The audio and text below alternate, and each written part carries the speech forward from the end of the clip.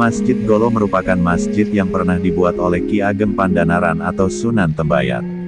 Konon keberadaan masjid tersebut, dahulu kala berdiri di atas puncak Gunung Jabalkat. Saat ini Masjid Golo berada di pinggir jalan utama Kecamatan Bayat, berjarak sekitar 300 meter dari komplek makam Sunan Bayat. Dikutip dari Serat Babat Sunan Pandanaran, dikisahkan saat hari menjelang maghrib, Sunan Bayat masuk ke dalam masjid lantas mengumandangkan azan dilanjutkan dengan sembahyang sholat maghrib. Oleh karena karomah kewaliannya, suara azan Sunan Bayat terdengar sampai ke Demak Bintoro. Sultan Demak yang kala itu mendengar suara azan Sunan Bayat dari Jabalkat lantas berucap, "Orang baru saja menjadi wali sudah sombong. Membuat masjid di atas gunung, suara azannya dikeraskan. Sorot lampunya membuat silau. Itu semua harus disadarkan," ucap Sultan Demak. Mendengar ucapan Sultan Demak, Sunan Bayat menyadari kekeliruannya. Ia lantas memerintahkan keempat orang sahabatnya yang bernama Kiai Gagak Doka, Kiai Dakawana, Syekh Domba dan Kiai Kewel, untuk menurunkan masjid dari atas puncak Gunung Jabalkat. Keempat sahabat tersebut lantas menyeret bangunan masjid yang terbuat dari kayu turun ke bawah. Tak lama masjid yang sebelumnya berada di puncak Jabalkat, kemudian berpindah turun ke bawah. Oleh karena kesaktian keempat sahabatnya, bangunan masjid yang terbuat dari kayu, sama sekali tidak ada yang rusak. Anehnya, masjid tersebut hanya cukup untuk sembahyang Jumat 4 orang. Padahal menurut masjid untuk sembahyang Jumat pada umumnya, sedikitnya harus ada 40 orang. Hal tersebut dilakukan untuk menalurikan leluhur di Tembayat. Di masa Sunan Tembayat, setiap kali sembahyang Jumat, Masjid Golo hanya dipakai oleh Sunan Bayat beserta keempat orang sahabatnya. Seiring dengan perkembangan zaman, Masjid Sunan Bayat sekarang sudah diperluas, sehingga cukup untuk sembahyang ratusan jamaah.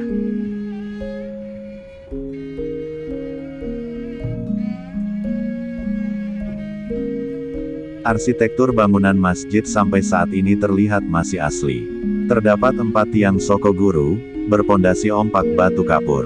Di samping tiang saka guru, terdapat tiang penyangga berjumlah 12. Beduk Masjid Golo terlihat juga masih asli. Masjid ini tidak hanya dipakai untuk sembahyang setiap hari, tetapi juga untuk itikaf saat bulan Ramadan. Energi karomah kewalian Sunan Bayat masih dapat dirasakan jika kita sembahyang di Masjid Golo. Tak hanya energi yang masih terasa, suasana di sekitar masjid juga tampak sangat tenang. Dari serambi Masjid Golo, kita dapat melihat pemandangan bukit-bukit di kawasan Gunung Seribu atau Gunung Kidul. Tak sedikit para peziarah dari berbagai daerah, memanfaatkan Masjid Golo untuk berdoa memohon hajat kepada Allah. Dan tak sedikit pula hajat pelaku ritual dikabulkan, usai mereka memohon doa di Masjid Golo.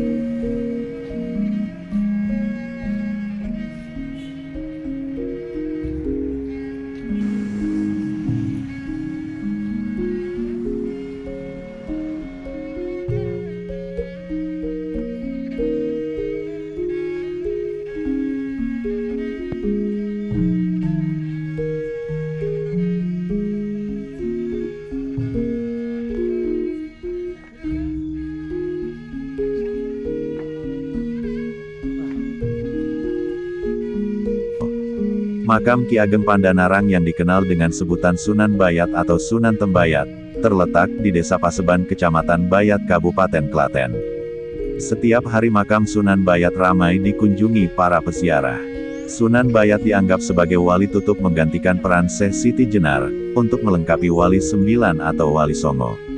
Terdapat 8 gapura yang harus dilewati para peziarah, saat akan melakukan ziarah di makam Sunan Tembayat.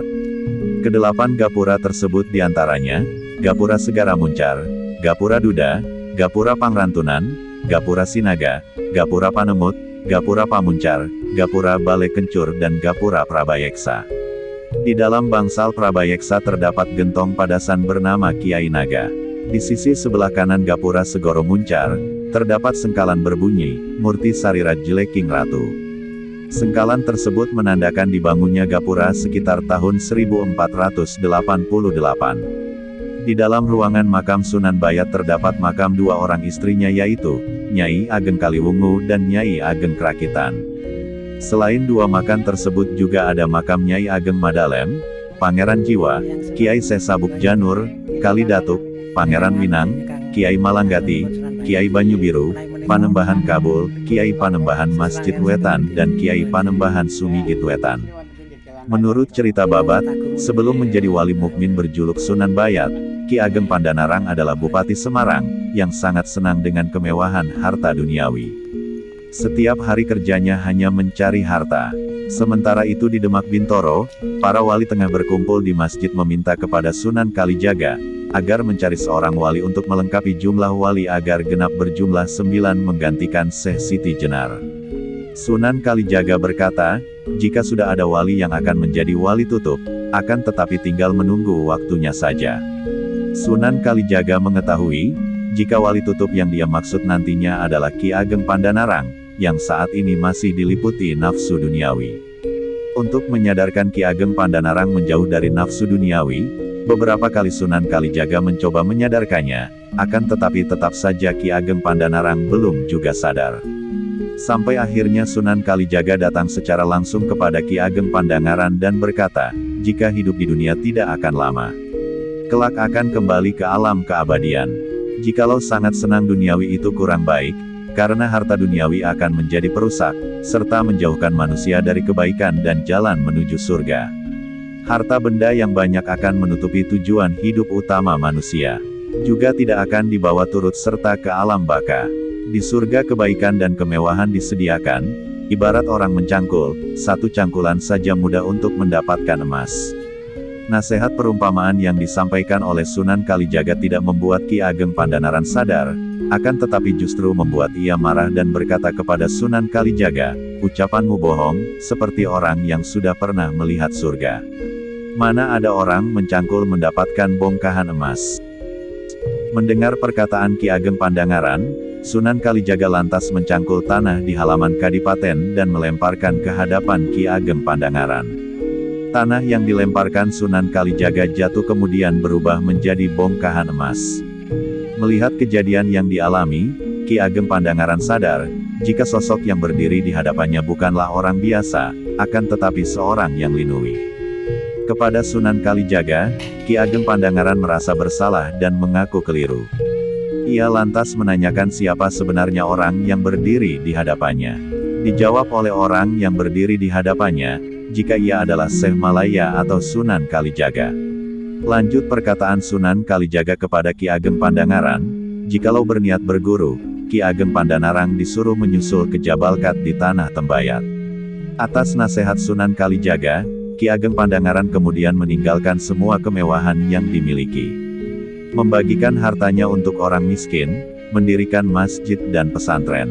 Sejak itu Ki Ageng Pandangaran berubah, seluruh kemewahan ditinggalkan, mengikuti jejak gurunya ke Jabalkat. Bersama istrinya Nyai Ageng Kaliwungu, Ki Ageng Pandangaran menempuh perjalanan ke Jabalkat. Dalam perjalanan ke Jabalkat, tanpa sepengetahuan suaminya, Nyai Ageng Kaliwungu berusaha membawa emas dan berlian, disimpan di dalam tongkat gading wuluh yang dibawanya. Meski dilakukan secara diam-diam, tetapi Ki Ageng Pandanarang mengetahuinya juga. Hingga sampailah suatu ketika di tengah perjalanan, Ki Ageng Pandangaran dicegat oleh 2 orang begal yang akan merampoknya. Oleh Ki Ageng Pandangaran disampaikan, jika ingin merampok ambillah tongkat wuluh gading yang dibawa istrinya, akan tetapi jangan menyakitinya. Mendengar perkataan Ki Ageng Pandangaran, begal tersebut lantas mengambil tongkat yang dibawa istrinya. Tak puas hanya mendapatkan tongkat berisi emas, dua orang begal lantas berniat mengambil pakaian yang dikenakan Nyai Ageng Kaliwungu. Belum sempat begal tersebut mengambil, tiba-tiba tubuhnya jatuh lunglai ke tanah. Oleh Ki Ageng Pandangaran sudah diingatkan agar tidak mengganggu istrinya, akan tetapi nekat ingin mengambil yang lain. Melihat kondisi begal yang lunglai seperti ular dan domba, tiba-tiba keduanya berubah wajah menjadi domba, sedangkan begal yang satunya berperilaku seperti ular. Melihat kesaktian orang yang dirampoknya, kedua begal tersebut meminta maaf dan ingin berguru, agar wujudnya kembali seperti sedia kala. Kedua orang begal yang berubah wujud lantas diberi sebutan Syekh Kewel dan Syekh Domba. Setibanya di Jabalkat, Syekh Kewel dan Syekh Domba dikembalikan lagi wujudnya oleh Sunan Kalijaga. Di daerah Tembayat, Ki Ageng Pandangaran dikenal sebagai Sunan Tembayat dan mengislamkan para ajar yang bermukim di daerah Tembayat dan sekitarnya. Sunan Tembayat juga memperistri Nyi Endang yang di kemudian hari dikenal dengan sebutan Nyai Ageng Krakitan. Ajar yang diislamkan Sunan Tembayat diantaranya, Ajar Menak Bawa, Ajar Bandar Alim, Ki Malanggati dan para ajar lainnya. Dari sekian banyak ajar yang sudah diislamkan oleh Sunan Tembayat, salah satu diantaranya yakni Ajar Prawira Sakti yang bermukim di Gunung Gambar. Kesaktian Ajar Prawira Sakti sangat terkenal, sehingga untuk mengislamkan, Sunan Tembayat harus bertarung dengan Ajar Prawira Sakti. Setelah berhasil mengalahkan Ajar Prawira Sakti dan mengislamkannya, Sunan Tembayat kemudian mengislamkan Ki Ageng Majasto yang dikenal memiliki watak sangat keras.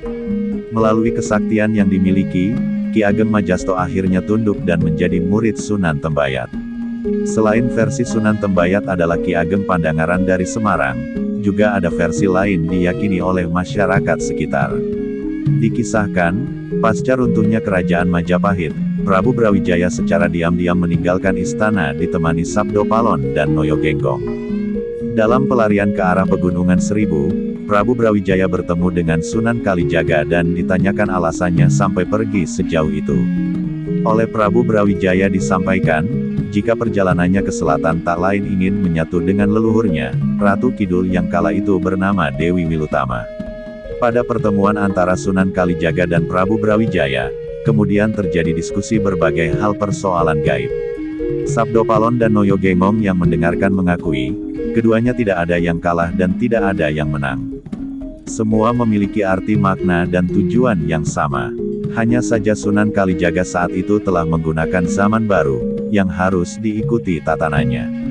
Oleh karena alasan tersebut maka, Prabu Brawijaya akhirnya mengikuti apa yang menjadi kemauan Sunan Kalijaga. Disarankan oleh Sunan Kalijaga, agar Prabu Brawijaya berkenan menjadi Bupati Semarang dengan beralih nama menjadi Ki Ageng Pandangaran. Hal itu dilakukan bukan untuk mengembalikan kembali Prabu Brawijaya menjadi raja, tetapi menjadikannya sebagai wali tutup menggantikan Syekh Siti Jenar. Sementara itu asal-usul Sunan Tembayat dalam Serat Kanda diterangkan, yang menjadi Bupati Semarang dengan nama Ki Ageng Pandangaran adalah Raden Made Pandan, putra Raden Seberangwetan yang juga cucu Sultan Demak. Dalam Serat Kanda diceritakan, Raden Made Pandan menerima perintah dari Sunan Bonang untuk membuka tanah Tirangampar, serta mengislamkan para ajar yang ada di sekitarnya. Setelah menetap di Tirangampar, Raden Made Pandan terkenal dengan nama Ki Pandangaran.